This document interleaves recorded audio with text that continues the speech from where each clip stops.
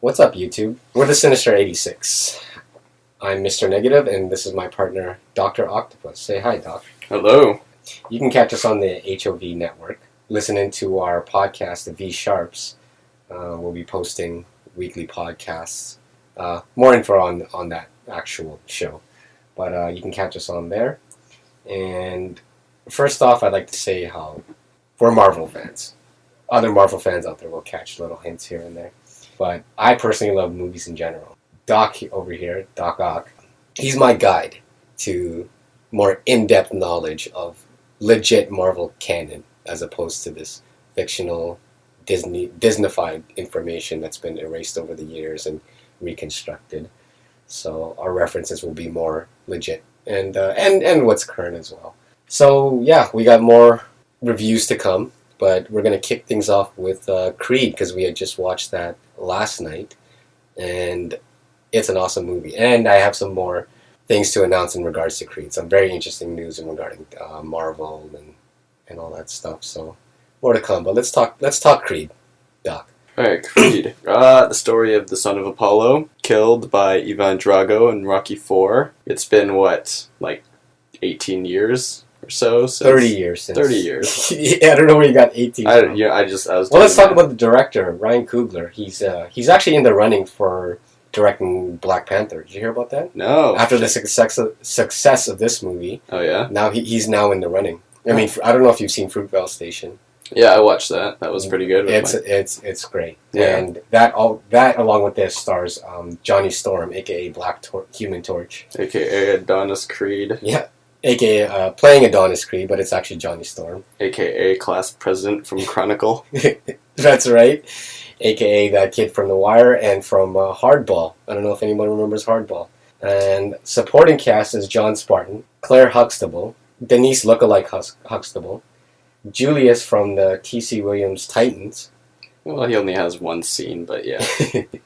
And Chechen from The Dark Knight. Of course. Yeah. Good old Chechen. Oh, good old Chechen. He's the one that gets fed to his dog.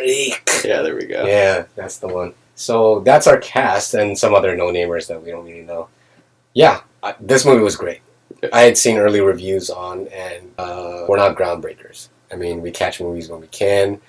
I mean, there's lots of other stuff that we've seen recently. I mean, it's late. We're just starting this show as well as the podcast, so we'd love to dish out as much reviews as possible. But since we saw Creed last night and I've heard all the hoopla and buzz about it, it definitely lives up to those words. And I really enjoyed this movie. Doc. Creed was a great movie. Definitely one that was enjoyed by everybody and can be enjoyed by everybody. It was a bit reminiscent of Rocky Balboa. The sixth one, was it? That's right, the sixth one. Right, yeah. So this would make it the seventh if you Rocky 7, Adrian's Revenge. Adrian's Revenge. It should have been called Adrian's. Well, there's actually more info on that. Well, technically, actually, it would be Adrian's Revenge based on how Adrian died and, what killed her is coming back from revenge. That's true. Yeah, that's a good point. I didn't even look at it that way.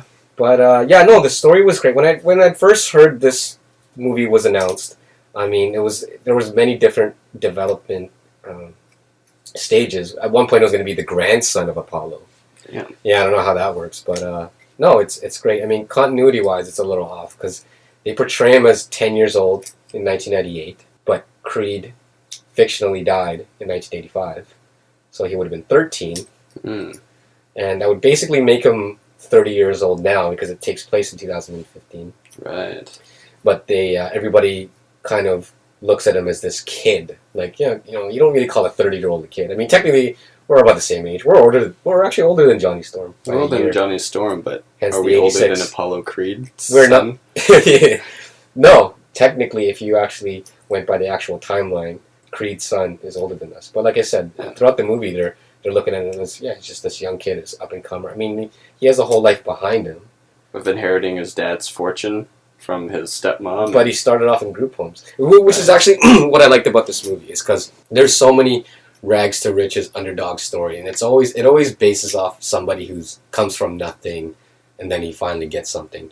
This gives it a little bit of a spin where he came from, because he's a bastard child, right? And he's a total orphan, right? Because his mom bastard, total orphan, bastard child, and then Claire Huxtable takes it upon herself to adopt him. So and then living in off of Apollo Creed's residuals. So now he gets something by that age, whether it's 10 or 13. Right. So now he is privileged. So when he goes to the streets of Philly, now they look at him as Hollywood. What up, Hollywood? Because he technically grew up with a shitload of privilege from daddy's money in a way. Yeah, but so if he's 10 under while he was going through underprivilege, technically he's lived longer because 20 years because he should be around 30 years old. Yeah. Yeah, so he had 20 years of privilege. Damn. But he was doing his underground boxing thing on the side. Of course. And he had that street mentality right. throughout his life. But no, I like that spin because they could have gone either way. They could have been like, okay, he's... I didn't know that he was going to be a product of an affair. I thought it was going to be like a legit son because I didn't think they were going to take that route. I didn't know what to expect out of this movie in general. Right. But no, I thought it was a great take. So, that being said, performances were great. Denise Huxtable. Oh, yeah. This Zoe Kravitz, Lisa Bonet looking girl. Right. I'm calling Denise Huxtable as her character. Of course. Because, yeah. We're talking about Tessa Thompson, right? I think that was her name. I think that's that's possibly her name. Who knows? Maybe if you guys search up on IMDb, you guys will probably know a lot more than we do. But yeah, Denise Huxtable is a love interest.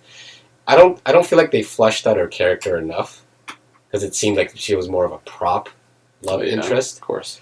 But no, I think they covered it well because they did want to tell the I'm sure with the future sequels, and like I said, more on that when it comes to the sequels. Right. I found some very interesting information that I'll tell you guys about after we're done scoring this movie. But yeah, Stallone was great. I mean, people are already talking like Oscar buzz in terms of supporting actor because we're used to him as John Spartan, as Rambo. As Judge Dredd, Rocky, all those guys. Dredd. Yeah. And for him to go back to that first Rocky, that character, that Bruce, he's bouncing the ball and all that stuff. Now his life is, he's the Mickey of the of the series now. But to see his character be flushed out in the sense of like he wants to mentor, but at the same time he doesn't. And the things that he gets... I mean, we won't spoil too much of what goes on. Something happens. Rocky faces a lot of adversity and, the fact that the guy, Apollo Creed's dead. Let's face it, he died boxing and now his son wants to get back into it. And I was mentioning to you last night, actually, where they didn't touch on the Tommy Dreamer. Right. Is it Tommy Dreamer or am I just referring to a wrestling character? I think it might have been Tommy Gunn. Tommy Gunn, that's right. Tommy Gunn. Sorry, my bad. You know what's funny? While we get into this, everybody hates Rocky V. Maybe because I didn't see it front to back, but it was all the way through. It was always like on like TNN or TBS or something like that. That's because it was the cheapest one they could afford. Probably, I wouldn't be surprised. And I guess I didn't see all the Rocky movies of the franchise at that point to know how badly they butchered the storyline and the character or whatever. Seeing that manifest seemed like a decent, interesting concept. Okay, now he takes somebody under his wing. Doesn't turn out because he wants Rocky's title because now they're comparing him. And that last fight in the end, I mean, yeah, there were some cheesy moments. Was that the street fight? The street fight. I thought it was cool. Just the way it looked. Just aesthetically, visually. It looked like a cool street fight. I mean, because it's not the Rocky story anymore. That was pre-Creed. Because he takes somebody in, mentors them. But obviously, Adonis doesn't do that. I mean, he looks up to his dead father and his old trainer. Mm-hmm. But yeah, I like that last Rocky fight. I mean, maybe I'll get a lot of hate from the Rocky fans. I'm not saying it's a great movie because, like I said, I don't know how to compare it to the rest because I haven't seen them all. I only revisited the first Rocky just not too long ago. I grew up with John Spartan my whole life, but in terms of the Rocky franchise, it's never really anything that's grabbed me. But for them not to acknowledge the fifth one was kind of like, whether you liked it or not, it would have been nice to have John Spartan kind of say, yo, I took someone under my wing. It didn't go exactly as a plan, but he didn't give one of those as a reason why he doesn't want to train anybody. He just said, "Oh, I don't want to do this anymore." So I think they could have fleshed out that arc a little bit They could have. I mean, it just depends on whether or not they want to recognize the movie that everyone wants to forget. But it would have been a good nod to the franchise because I mean, there's a lot of nods to all 6 Rocky movies. I don't know them all, but I'm guessing there is. Just like when I saw Star Trek for the first time, even though I didn't know, till this day I don't know a lot of Star Trek, but I can tell that there's so many fan service moments. For sure, yeah. So I'm pretty sure if you know the Rocky franchise, I can guarantee you there's a lot of fan service. Because I can see a lot of fan service alluding to the first Rocky. Right? Am I right? The first one? What? No, the especially second one. Especially the ending. We talked about this. Oh, yeah, the ending. Yeah. Yeah, the ending. Yeah. Right. Yeah. I mean, there's an homage to it, but you think about, again, Rocky Balboa. I can't really think of any references they had or any nods to the previous movies. The fact that John Spartan's getting older? Well, yeah, but, besides getting older as a fighter, now he's getting older as even a person in general. Like, we didn't realize that Adrienne was dead until Rocky. They just sort of threw it in there. Oh, she's dead. And he goes to her grave, kind of the same thing. But, yeah, other than that, I don't know what else they might have referenced to. I guarantee if you visited all of them, which I don't have any plans to do, we have more pressing things to watch and review, but at some point we can go back and catch them, because Ryan Coogler definitely, this is almost like a love letter to the franchise. I mean, we're probably not saying anything that most top YouTubers haven't said already, which I haven't watched all the reviews. I've seen some. This is just us verifying that, yeah, it's a great movie. It's definitely worth checking out. I wasn't as stoked to see this as, say, Civil War or Star Wars, but hearing its early development, especially hearing that it's going to be Ryan Coogler and Black Johnny Storm, because, like I said, I'm a huge fan of Fruitvale Station. I've seen that quite a bit of times. And what else has this Ryan Coogler done? I don't know. We can look up his stuff, but I guarantee, this guy definitely has a future in directing. I mean, you have one. That's a trend now. They pull all these indie directors, and then they give them franchises. Right. Some of them work out great, some of them don't. Hence, Amazing Spider-Man, 500 Days of Summer. Mark Webb. Oh yeah. But I still look at Mark Webb as a great director. Yeah. It's just not to go too off course here, but Ryan Coogler definitely handled this franchise, and it makes sense to give him Black Panther because he's not like the Russos are getting Infinity War. Right. That's a 2-parter, and they're a team. They're brothers. Yeah. Whereas Coogler gets a smaller story, and it's Black Panther, so I don't think there's gonna be a lot of special effects. He doesn't shoot he doesn't have lightning hands like the Emperor. And yeah, and he's already experienced working with black people, so there's that too. Well, he's black himself, so yeah. No. Okay. Good thing I saved us from that racist tangent. Well, but no, I mean, black actors and directors don't get enough credit for what they do. Even though Black Johnny Storm was in the horrible, horrible reboot of the Fantastic Four, I knew that movie was not going to tarnish any of those cast members' careers, other than the director. As you think about it, Kate Mara and Fox, Billy Elliot, and Mr. Fantastic. Yeah, that's what they are. Mr. Fantastic, Ben Grimm, and Invisible Girl. I mean, they've done some great stuff in the past and in the future. Like I said, I knew, based off Fruitvale Station alone, I knew Fat Four Stick was not going to tarnish his record. Oh, yeah. So, I mean, seeing this movie definitely confirms that, and I'm excited. You know what I'd like to see, and I've had this in my head for a while. You know what I'd like to see Johnny Storm portray next? What? Tupac. He'd be a great Tupac. Yeah. He's got the look. You just got to wax his head and give him that goatee. He's got the smile. He's got the eyes. I mean, obviously nobody's gonna have the spinning image.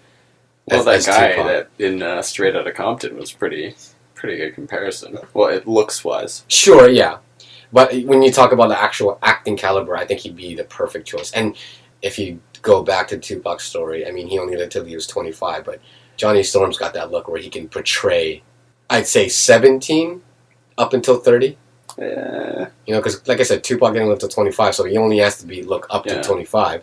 And when you cast younger Tupac, like teenage Tupac or baby Tupac or fetus Tupac, right. I mean you can get CGI and other actors for that. Yeah. But I think Johnny Storm can play 17 and up. 17. You tried to cast a fetus before? Believe me, it's very difficult. Okay, I'm sure we have. I mean, we said quite a lot of things last night after the show on the ride home, but I think we covered most of what we needed to cover. It's a great movie. Scores out of 5 concussions. What would you give it? I would definitely give it 4.8 poorly trained apprentices who ruined my 5th movie.